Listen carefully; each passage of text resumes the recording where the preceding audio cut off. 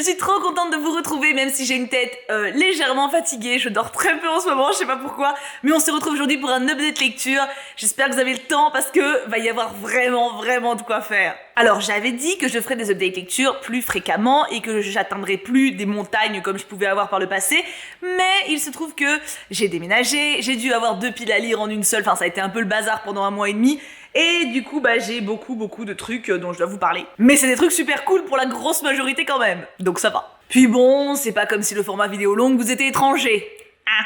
Si vous êtes prêts, du coup, je vous propose qu'on attaque tout de suite avec les BD. En vrai, je dis les BD parce qu'il y en a pas 36 000. En vrai, il y en a, 4, mais un lot de 3 et 1. Vous allez voir. Déjà, j'ai lu Les damnés de Cape Town, Son Coma, de Caril Ferret et Corentin Rouge. Alors, cette BD, je l'ai reçue de la part de Glénat il y a longtemps maintenant, et elle m'avait intéressée, puisque ça concerne la fin de l'apartheid, je sais jamais comment on le dit, mais c'est en gros il y a une partie historique avec une partie policière en même temps, et j'avais été un peu, mitigée par le visuel des images, et puis au final je l'ai lu, et alors c'est clairement pas le genre de BD que je vais relire tous les 4 matins, mais c'est vraiment bien. Je vous lis le résumé, ça sera quand même plus clair que ce que je pourrais vous en dire. La fin de l'apartheid n'a pas réglé tous les problèmes. Séducteur et tête brûlée, le lieutenant Shane Shepard de la police du Cap se montre plus passionné par la maîtresse du leader afrikaner d'extrême droite que par la guerre autour de l'épineuse répartition des terres entre noirs et blancs. La disparition d'un nourrisson et le cadavre d'un ouvrier agricole noir, retrouvé dans la ferme d'une famille blanche, vont pousser Shane à affronter la complexité d'un pays aux tensions raciales encore frémissantes, une poudrière où certaines croyances restent vivaces et sanguinaires. Vous comprenez sans doute pourquoi maintenant ça m'a intéressé, parce que d'habitude moi tout ce qui est policier je fuis un peu parce que je n'ai aucun courage et aucune capacité de déduction, ou quasi pas, et en fait du coup c'était bien, un peu dur clairement, hein, c'est pas à mettre entre toutes les mains puisque forcément on se retrouve un mort de nourrisson, déjà on sait qu'on va pas se taper des grosses barres, et puis le langage est quand même assez dur aussi, assez trivial, les conflits sont forts, la haine est bien ancrée, enfin voilà, c'est pas forcément une BD facile à lire, mais elle est très bien faite, je pense qu'on a un fond historique, on va dire, qui est vrai, même si l'histoire est inventée, ce qui fait qu'on apprend quand même des choses, on se plonge un peu dans une autre culture. Et ouais, l'intrigue est bonne, vraiment l'intrigue est bonne. Donc si vous aimez ce genre de scénario-là, vous pouvez foncer sur cette histoire-là, elle est vraiment cool. On continue dans les BD historiques, je ne sais pas si vous vous en souvenez, mais j'avais reçu le coffret de De Gaulle, avec du coup sa jeunesse, son âge moyen et sa vieillesse, hein, voilà. Et je l'ai trouvé assez intéressante. Alors, j'étais assez curieuse parce que De Gaulle, c'est, on va dire, une personnalité qui divise, hein. Y en a qui l'idéalisent beaucoup, il y en a qui au contraire lui crachent dessus, et il y a une vérité un peu intermédiaire où tout le monde s'y retrouve un petit peu en mode il a fait des trucs bien, il a fait des trucs moins ouf quoi. Et j'étais du coup assez curieuse par rapport au ton employé dans les BD, j'ai trouvé que ça se voulait quand même pas mal objectif. Alors, ça va quand même du côté de Gaulle dans le sens où on est de son point de vue. Donc c'est normal que lui se dise pas « Oh là là, je suis quand même un peu couillon sur cette décision ». C'est logique, tu vois ce que je veux dire. Mais on va dire que les moments où il a divisé sont aussi représentés. Et ce que j'aime beaucoup dans cette collection, donc voilà, typiquement une BD. Et à la fin, en fait, je vous avais déjà montré, mais comme là, ils font des gros dossiers. En fait, à la fin des BD des collections de Glénat, vous avez très fréquemment des dossiers, pour le coup, qui sont beaucoup plus documentaires, qui permettent d'avoir les raisons des choix scénaristiques, qui permettent d'avoir aussi les sources, et je trouve ça hyper intéressant. Donc c'est un grand oui pour moi pour cette trilogie. J'ai découvert plein de trucs, parce que autant je connaissais De Gaulle pour la partie Seconde Guerre mondiale, et légèrement après, même si je m'étais pas penchée spécialement sur ses décisions politiques, mais j'avoue que sa jeunesse, typiquement, je n'en savais rien du tout, et je dois avouer que même par rapport à l'homme qu'il était, l'homme personnel on va dire, je ne le connaissais tout simplement pas, donc je suis contente d'en avoir appris un peu plus. Passons au roman graphique. Pour le coup il y en a 2 aussi, enfin pour le coup c'est vraiment 2. Oh, Timothée le Boucher. Alors j'ai carrément fait un post Insta pour en parler, d'ailleurs dans l'idéal j'aimerais beaucoup faire un post Insta sur chacune de mes lectures, mais je dois avouer que j'ai beaucoup de mal à m'organiser, parce que j'écris beaucoup en fait à chaque fois. Timothée le Boucher, je vous en ai déjà parlé à 2 reprises, pour Ces jours qui disparaissent et 47 cordes, si je dis pas de bêtises. J'avais reçu Le Patient en même temps que les 2 autres, et je dois avouer que j'avais pas envie de me lancer dedans, parce que je me disais, purée, si je lis celui-là, après j'ai plus rien à lire de lui quasiment, et tu sais, quand t'as un auteur que t'aimes beaucoup, c'est dur d'arriver au bout de tout ce qu'il a fait, parce qu'après t'as un vide un peu. Et là, c'est un peu ce que j'ai ressenti, c'était vraiment bon, vraiment. Timothée le Boucher, moi, il me fascine pour plein de choses. Je trouve que ces bouquins, en fait, Si tu les lis en te disant vas-y je vais avoir un début, un milieu, une fin avec des gentils, des méchants et un scénario terminé avec une fin qui me satisfasse et qui m'explique tout, c'est pas lui qu'il faut lire. En gros moi ce que j'adore justement c'est qu'il propose pas de solution claire. Il te propose des personnages, il t'explique leur background, il t'explique leur histoire, il t'explique d'où ils sortent et après c'est des vrais êtres humains à savoir qu'ils peuvent être bons, puis après très couillons, puis après un peu cruels, puis après à nouveau gentils. Et du coup en fait quand tu lis, des fois tu t'imagines une fin ou tu t'imagines une évolution d'un personnage. Et puis ça avance et en fait ça part totalement dans un autre sens, mais c'est tout aussi vraisemblable que ton idée. Et alors je trouve ça, c'est un move de virtuose pour moi vraiment. Et j'aime aussi beaucoup son rapport avec le corps humain. En fait, mentalement et physiquement, il a un rapport au monstrueux et à l'humain que je trouve génial. Alors monstrueux dans le sens étymologique du terme, à savoir différent. Le corps, il dépeint beaucoup de corps. Alors dans celui-là, c'est particulièrement par rapport au handicap, mais dans 47 cordes, par exemple, c'est beaucoup avec les morphologies. Il dépeint plein de corps différents et il montre qu'ils sont tous humains à leur manière. Et justement, cette monstruosité, cet aspect différent qui peut déranger au départ pour certains corps un peu atypiques, il relève leur beauté. Et de même pour les mentalités. Des personnes que des fois tu côtoies dans ces bouquins, tu te dis oula, lui ou elle, chelou quand même, je vais peut-être pas m'en approcher. En fait, il t'arrive à te retourner ça en mode en fait, si. Je pensais que ça allait être un mec chelou, mais en fait non, c'est un mec bien. Enfin, j'adore ça. Je trouve qu'il maîtrise ça à la perfection et j'adore. Donc là, pour le coup, Le Patient, c'est l'histoire de ce jeune garçon. Sa famille se fait massacrer, voilà, à coups de couteau. Donc ses frères et sœurs, je crois qu'il en a 4 ou 5, ses parents, et c'est le seul survivant, même s'il s'est pris des coups de couteau aussi, mais en gros, lui, il s'en est sorti. Et il est dans le coma, et il se réveille 8 ans, 10 ans plus tard, je sais plus, 15 ans, je sais plus. Il a 15 ans au moment des faits, et il se réveille à 21 ans. Et t'as cette femme qui est une psy qui vient pour l'aider à l'hôpital, en fait, le suivre et essayer de déceler un petit peu ce qui devient, de l'aider, enfin tu vois, voilà. Il y a une relation entre les deux du coup qui se crée et il est incroyable. Il est incroyable. Ça te déconstruit tout ce que tu crois, c'est une merveille. J'aime vraiment, vraiment beaucoup cet homme. Et en second, c'est aussi un coup de cœur. J'ai Malgré tout. Lui, pour le coup, je l'ai reçu dans la Cube. Vous savez, la box littéraire là, que je reçois tous les mois. Et je l'avais demandé, en fait, en gros, quand je fais mes formulaires Cube, je leur mets 4 ou 5 coups de cœur, je leur dis de choisir celui qu'ils préfèrent eux. Comme ça, il y a quand même le choix du libraire. Et là, j'avais reçu Malgré tout. Et qu'est-ce que c'est joli. Alors, j'ai peut-être pas eu le même coup de cœur que pas mal d'entre vous qui l'avez déjà lu, parce que, en fait, si je l'ai voulu, c'est parce que vous me l'avez recommandé. Particulièrement Titi, un de mes modos, mais il est très romantique. C'est très mignon. Mais peut-être un peu trop pour moi. En fait, en gros, tu suis l'histoire donc de ces deux protagonistes et tu remontes le temps. L'histoire commence à la fin de leur vie et tu remontes à la jeunesse. C'est très beau, hein, c'est très mignon. Je me rappelle que quand je l'ai lu, j'avais vraiment l'impression d'être dans l'ambiance. C'est limite si je sentais pas une odeur, tu sais, il y avait une atmosphère vraiment à la lecture de ce bouquin. J'ai aimé la relation entre les deux. J'ai aimé la façon d'aimer, en fait, de ces deux personnages. J'ai trouvé que c'était atypique, que c'était différent de ce qu'on pouvait voir partout et que c'était bien de montrer quelque chose de différent, que l'amour pouvait avoir plein de formes et se manifester de plein de manières sans que ce soit forcément l'amour-passion. Ça peut être aussi une forme d'amitié avec le temps, ça peut être une belle complicité malgré la différence. Et j'ai trouvé que la façon de dépeindre l'amour était très juste. Après, moi, le côté romance, vraiment, je t'aime, j'avoue que ça m'a moins marqué. Néanmoins, c'est une excellente lecture et je le garde et je l'adore et je le relirai avec grand plaisir. C'est un petit bonbon au miel qu'on aime prendre, tu vois, pour se réconforter. C'est vraiment une belle lecture. Et c'est pas juste mignon, c'est aussi intelligent. Et ça a du mérite. Alors là, c'est quoi, je vais ruser, parce qu'en fait j'ai beaucoup de romans, parce que j'ai les romans que j'ai empruntés à la bibliothèque, les romans que j'ai lus de mon côté.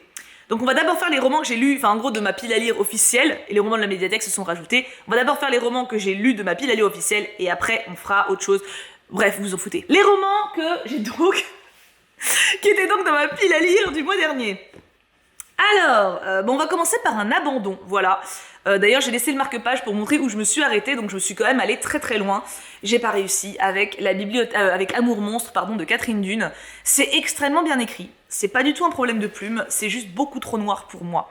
C'est l'histoire en fait d'un cirque avec plein de créatures monstrueuses à l'intérieur, d'une famille en fait où les parents ont traficoté, on va dire pendant je veux dire la gestation.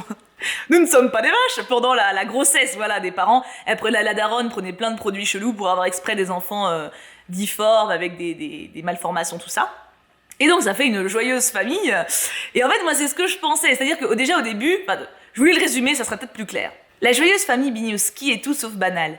Ivres d'amour et nourrissant de grands projets pour leur spectacle itinérant, Hal et Lil décident d'engendrer à coups d'amphétamine et de radiation la plus belle brochette de phénomènes de foire au monde. Et les résultats sont impressionnants. Pour autant, cette famille d'enfants monstres est habitée de passions bien humaines. Un roman culte finaliste du National Book Award et best-seller aux États-Unis depuis plus de 25 ans. Et je comprends pourquoi, hein, mais c'est impossible. Pour moi, c'est beaucoup, beaucoup trop noir. En fait, le truc, c'est qu'en lisant ce résumé, parce que moi j'adore un peu tout ce qui est justement, d'où ma fascination et mon admiration plutôt pour Timothée Le Boucher, j'adore la monstruosité, encore une fois dans le sens étymologique du terme, dans la normalité. J'adore cette normalisation des personnes différentes, que je trouve très saine. Et je trouve ça, en plus le domaine du freak show, il y a vraiment moyen de faire des univers de livres qui moi me plaisent énormément. Et j'aime aussi l'esprit décalé, assez glauque et macabre en général, mais alors là, en fait la famille est pas du tout soudée, la famille se déteste en fait, mais ça va très très loin. Il y a des membres de la famille qui se prostituent, il y en a un qui bute d'autres, enfin c'est des enfants. Tu vois, c'est hyper glauque en fait, et franchement j'ai tenu loin parce que jusqu'au bout je me suis dit vas-y mais ça va changer à un moment, et je me suis arrêtée justement au moment où deux ados se prostituent pour essayer d'attirer plus de monde que le frangin. Enfin là j'ai fait non, je peux pas, j'en ai marre. En plus le truc c'est que c'est pas dépeint en mode justement triste, c'est drôle, tu vois, le livre le traite en mode c'est de l'humour noir, mais l'humour noir cruel, enfin j'arrive pas. Et le truc c'est que vraiment je le vivais mal, je l'ai traîné sur 2 semaines pour lire ça, et j'avais pas du tout, à chaque fois que j'y retournais j'étais en mode allez faut que j'avance, ça va peut-être venir, et j'arrivais pas, j'étais mal en le lisant, j'étais pas à l'aise, j'étais gênée, je me sentais pas sale, pas déconner, mais il me faisaient peur ces personnages, mais pas à cause de leur monstruosité, à cause de leur manque d'amour, mais à cause de leur doute, de leur terreur d'eux-mêmes en fait. C'est pas qu'ils étaient des monstres, le problème, c'est que ils étaient terrifiés et ça les transformait en monstres pour le coup mental. Et en vrai, il est très très bon, hein. C'est juste que moi je pouvais pas. C'est un peu comme Orange Mécanique, tu vois, que j'avais vu au ciné pour une rétrospective de Kubrick il y a plus de 10 ans, je crois. Et j'avais été terrifiée. C'est trop de noirceur pour moi. Donc si jamais vous voulez tenter votre chance, n'hésitez pas, vous me direz. Moi, j'ai pas pu, donc j'ai pas forcé plus. Déjà, j'ai forcé trop longtemps, je pense. J'aurais dû m'arrêter, mais c'est vrai que d'habitude, j'aime bien juger les œuvres dans la globalité, et j'ai pas trop de mal à me forcer quand je bloque un peu, dans le domaine du livre, je parle. Donc du coup, voilà, là, je me suis dit, je m'accroche, puis bon, j'ai fini par rendre les armes, quoi. Dommage, parce que je pense vraiment qu'il y a un bon potentiel, mais c'est juste pas pour moi. On change totalement d'univers. J'ai lu le tome 3 de Anne Wizoni, donc Anne de Redmond cette fois-ci. Je l'ai un tout petit peu moins aimé que le tome 2, mais plus que le tome 1. En gros, là, on a Anne qui est à la fac, qui est une grande fifi, et qui vit en coloc avec des copines, et une madame qui veille sur elle toutes. Et du coup, on suit ses aventures à la fac. Elle rentre de temps en temps à... Comment s'appelle la ville ? Enfin, elle rentre de temps en temps dans son village natal pour retrouver sa famille et tout, mais elle est plus dans le même univers, et j'ai trouvé ça très cool, je l'ai dévoré, c'était vraiment chouette, mais j'ai été un tout petit peu moins emballée, c'est-à-dire que le tome 2, moi vraiment c'était mon préféré. Il y avait Anne vraiment adolescente, c'est vraiment l'esprit de Anne Wizoni, c'est vraiment Anne adolescente qui découvre la vie, qui a de très très belles morales, de très très belles façons de penser. Là il y en a toujours, c'est pas une piquette, hein. J'ai adoré, on va dire que si je dois donner une note, on va dire juste là comme ça sans réfléchir, le premier était à 14, le second à 18, lui à 16. Tu vois par exemple, donc voilà, on est loin d'une piquette, hein. J'ai passé un excellent moment, je l'ai dévoré sans problème. Mais j'avais un petit goût de reviens-y. Ça manquait pour moi en fait, il n'y avait pas assez de Anne. Il y avait trop d'ados peut-être, tu vois, mais du coup voilà, c'était quand même très très chouette. Et je me suis prévu, je vous spoil parce que demain il y a une vidéo pile à lire, je me suis prévu la suite pour le mois prochain. Et le dernier roman que du coup j'avais dans ma pile à lire du mois, c'était La Cour des Ténèbres de Victor Dixon, que j'ai emprunté à Bébou. Il était à ma médiathèque en plus, mais je l'avais déjà emprunté à Bébou, donc j'allais pas le réemprunter, ça aurait été stupide. Alors j'avais très très peur en me lançant, parce que vous avez été plein à me dire que j'allais beaucoup aimer l'univers, mais que j'allais détester l'héroïne. Et bah pas du tout. Et honnêtement j'avais un peu peur, parce que pour moi Victor Dixon en fait c'est une mimole, enfin pas lui, mais ses bouquins. C'est-à-dire que j'ai adoré ces 2 réécritures de Boucle d'Or et de La Reine des Neiges. J'ai vraiment adoré l'univers des 2. J'ai pas du tout aimé Phobos, pas du tout. Les personnages me sortaient par les trous de nez, c'était pas possible. Et là, j'ai beaucoup aimé. Donc, On est sur, tu vois, c'est la houle, tu vois, ça dépend. Donc là, pour le coup, pour moi, ça a été une très bonne surprise. Donc en gros, on est sur l'histoire, il n'y a pas vraiment de résumé, hein, le résumé est très... À la cour des ténèbres, le moindre faux pas se paye au prix du sang, démerde-toi avec ça. Donc on est sur une histoire assez...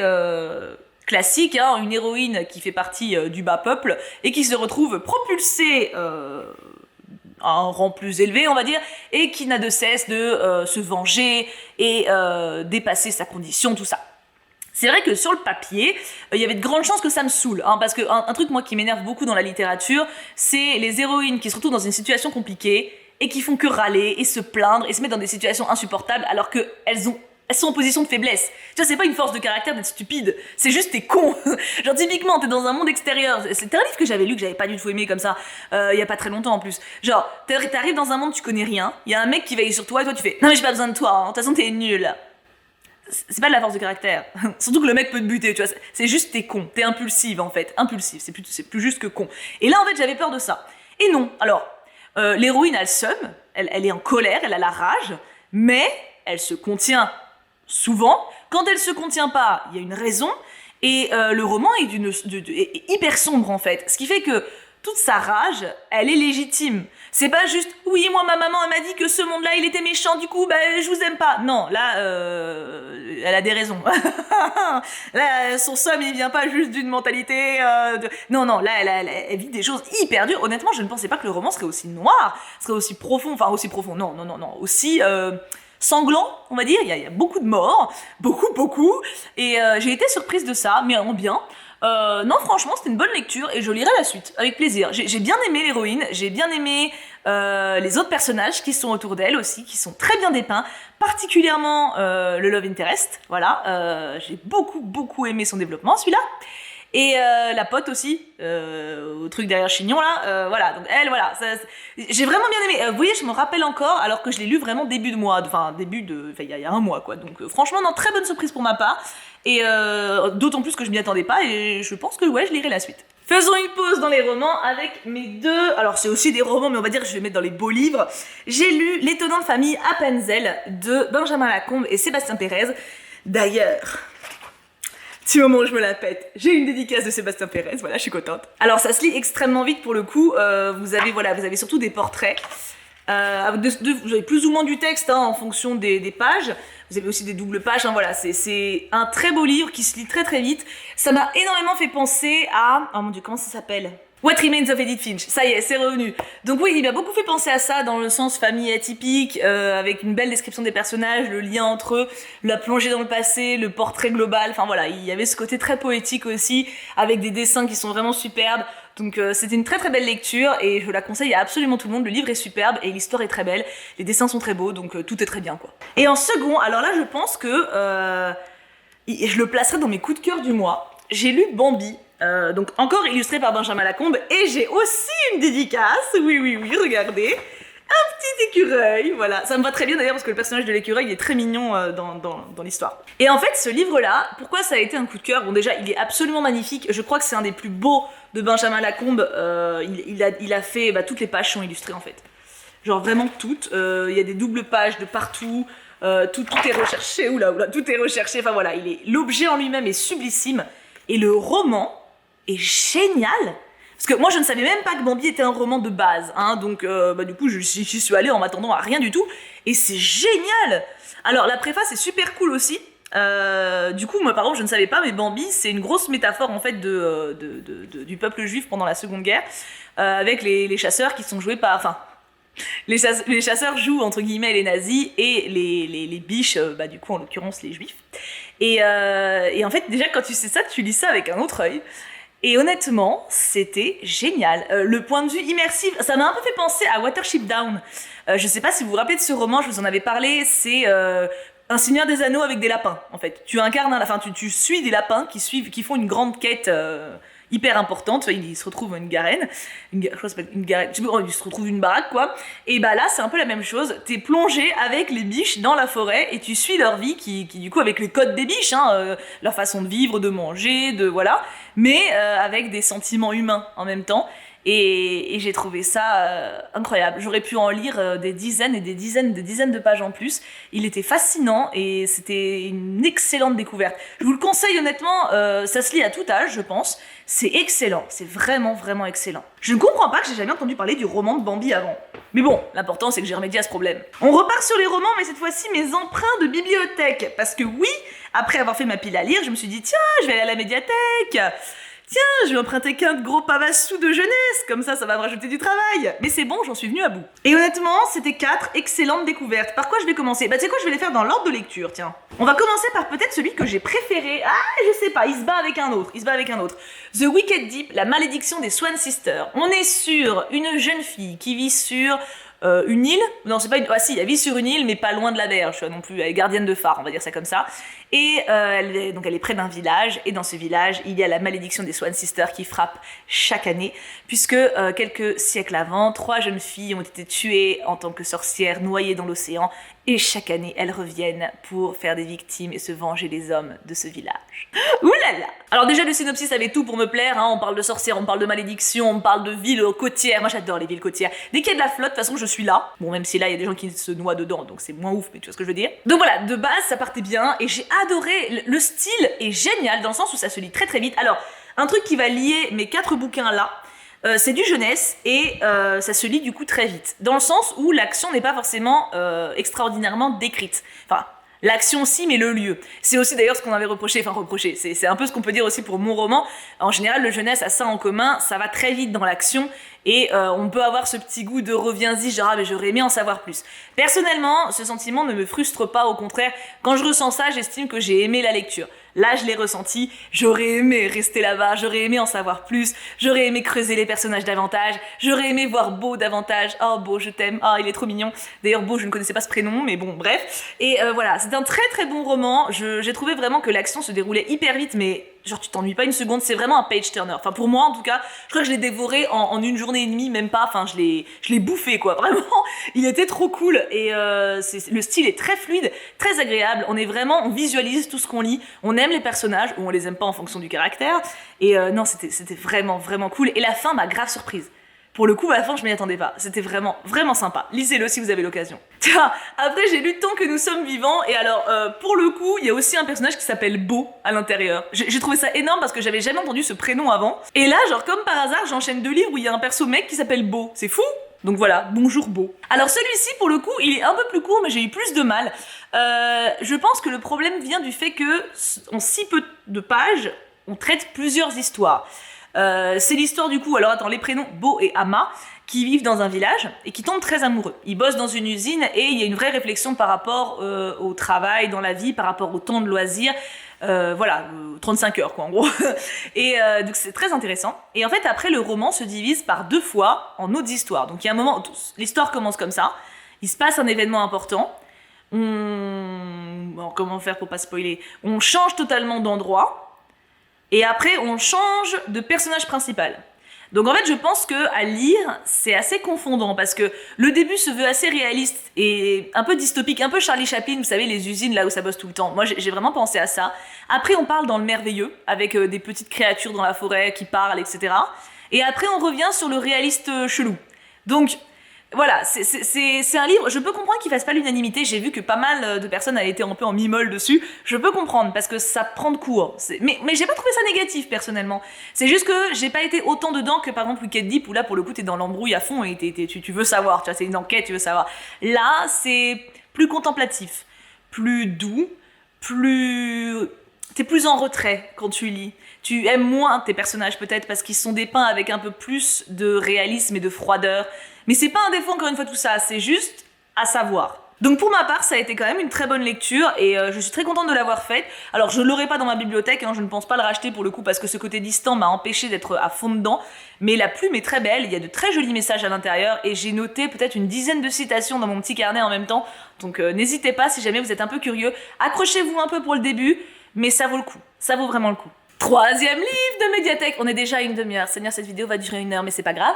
3e livre de médiathèque, L'année de grâce, c'est mon 2e coup de cœur, voilà, après, comment il s'appelle, Wicked Deep.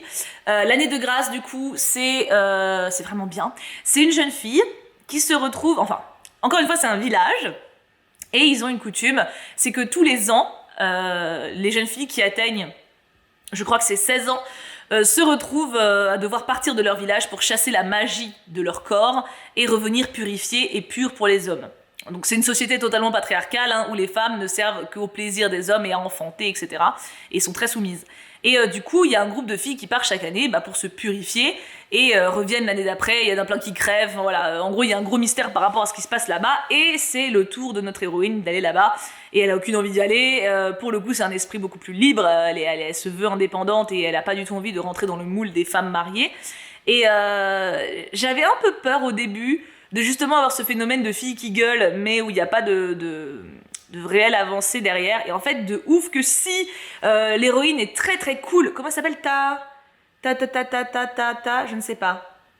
Mais si, je vais savoir. Tierney, purée, ça fait 2 minutes que je cherche, mais j'avais envie de le retrouver parce que j'ai vraiment trouvé stylée cette fille. J'avais envie de nommer son nom. Vraiment, elle a un caractère super cool. J'adore, j'ai adoré cette meuf et je trouve que ça s'équilibre de plus en plus dans les romans jeunesse, les caractères des meufs et c'est bien cool. Il y a une histoire d'amour à un moment qui est grave bien, vraiment bien. J'ai adoré la fin du livre. Enfin, si vous êtes un peu intéressé, en fait pour moi ça cumule un peu les 2 centres d'intérêt, enfin il y en a plus que 2, mais 2 trucs que j'adore dans la littérature jeunesse, entre autres mais pas que, le côté rassemblement pour micro-société où du coup il y a d'autres règles qui se forment, et le féminisme. Et je trouve que vraiment la balance des 2 est hyper intéressante. J'ai adoré.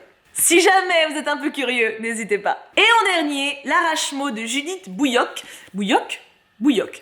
Alors pour le coup, ça m'a énormément fait penser à la passe miroir. Mais alors, mais la passe miroir en beaucoup plus facile. Enfin plus facile, plus concis. Pas moins bien, attention, j'ai pas dit moins bien, mais beaucoup plus concis. On est sur une jeune fille qui a un pouvoir. Quand elle lit à voix haute, en gros les mots se forment. C'est comme si là je disais... par exemple le mot océan et en le lisant bim il y a un océan qui se pose, tu vois, qui se fait et du coup c'est une arrache-mot, c'est un pouvoir et plein de gens ont des pouvoirs dans le royaume, c'est pas la seule à en avoir un mais c'est rare d'avoir des arrache-mots, surtout si douée qu'elle, et elle se retrouve à avoir un mariage avec un mec qu'elle ne connaît pas à la cour, donc elle est invitée là-bas pour le rencontrer, etc. Et t'as toute une intrigue politique encore une fois féministe, engagée mais même sociétale pour le coup. J'ai adoré le mec, j'ai adoré la meuf, j'ai adoré le roi, la royauté, j'ai adoré l'univers, c'était trop bien. Alors j'ai vu beaucoup quand même de rapprochements avec la passe miroir, c'est un peu inévitable, genre une jeune fille qui se retrouve à se marier avec un mec qui fait la gueule, qui taciturne, et puis bon, il s'apprivoise, voilà, bon, tu vois, qui a un pouvoir magique, tu vois, bon.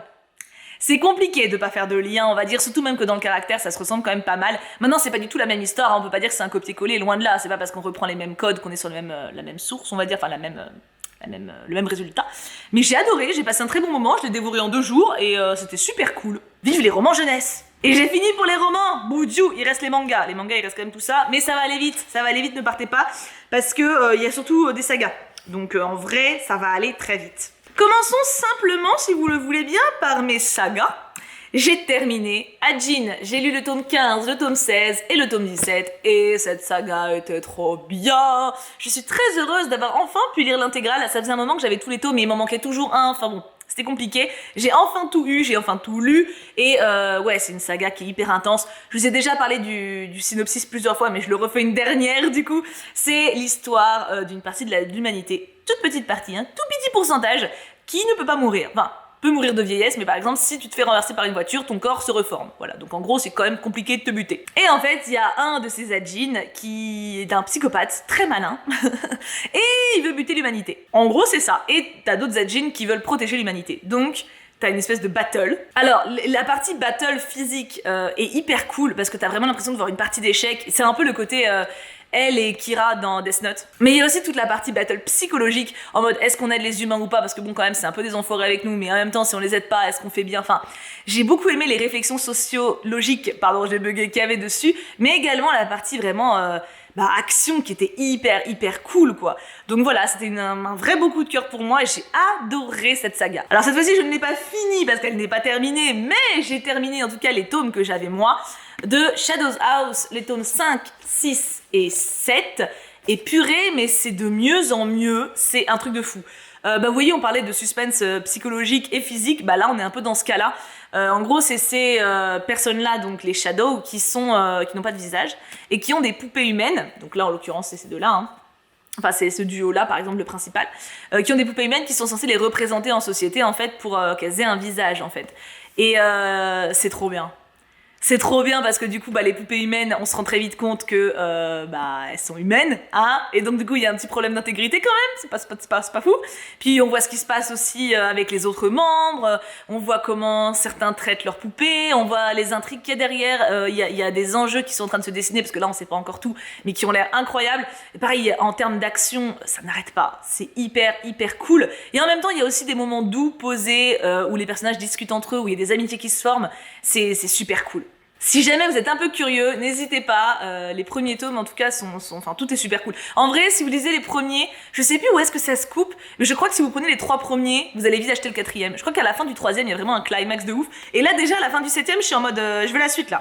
Allez, vite le 8. En plus le 8 c'est mon chiffre préféré. Et il me reste plus que 3 petits mangas tout seuls dont je dois vous parler, enfin dont je veux vous parler. Look Back, que Kazé m'a envoyé pour le coup, qui est super cool.